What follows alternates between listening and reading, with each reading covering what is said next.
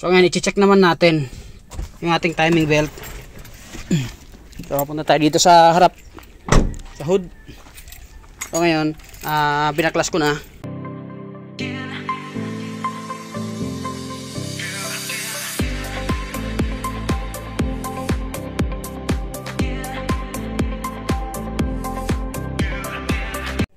So yun guys, for today's video, mag-share tayo ng mga ginagawa ko.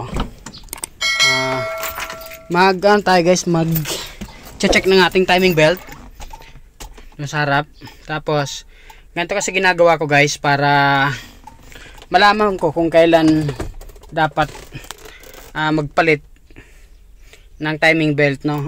Itong mga ganitong kotse, hindi naman lingid na sa karamihan sa atin yan, na nasa 80,000 to 100,000 bago magpalit ng timing belt. So ngayon, nung nagpalit na ako ng timing belt dati kasi tumagas yung aking crankshaft oil seal tsaka yung camshaft oil seal. So pinabaklas ko kasi naano na rin isang gawaan, nabasa yung timing belt. So ngayon, ganito ang ginawa ko para hindi nyo ito malimutan. Ganito ang gawin nyo.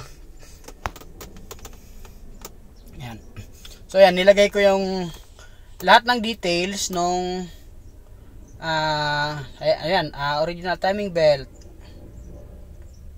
Ayan, yung takbo nya, camshaft and oil seal, date June 10, 2019, kilometer 112,621, next replace is 200,000. So ngayon nasa 130,000 na tayo. So ngayon i-check naman natin yung ating timing belt. So punta tayo dito sa harap, sa hood. So ngayon, binaklas ko na yung ito, saka yung cover natin. So binaklas ko na. Ngayon guys, bubuksan nyo lang to, tatanggalin nyo to, nakalock lang. Ito, nahihila yan guys. Andyan yung tornilyo na just. Tapos may mga nut, 4 na nut yan guys. Ito, para sa cover ng ating timing belt. So tatanggalin lang natin, gamit lang tayo ng just na ito sa akin. So baklasin ko muna tapos silipin natin. So yan guys, nakalas na natin yung 4 na tornilyo. Dalawa dito, isa dito sa ilalim.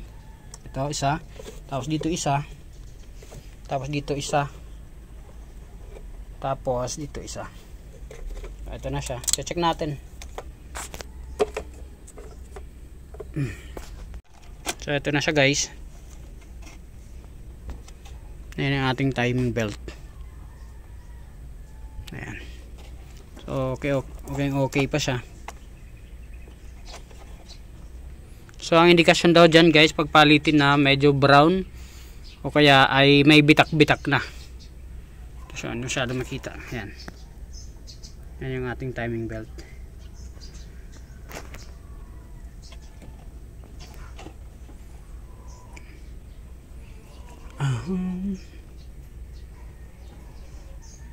Ayan. So ayun lang, basic na pag-check lang guys. Kasi nakaraan basang-basa kasi talaga yan dyan.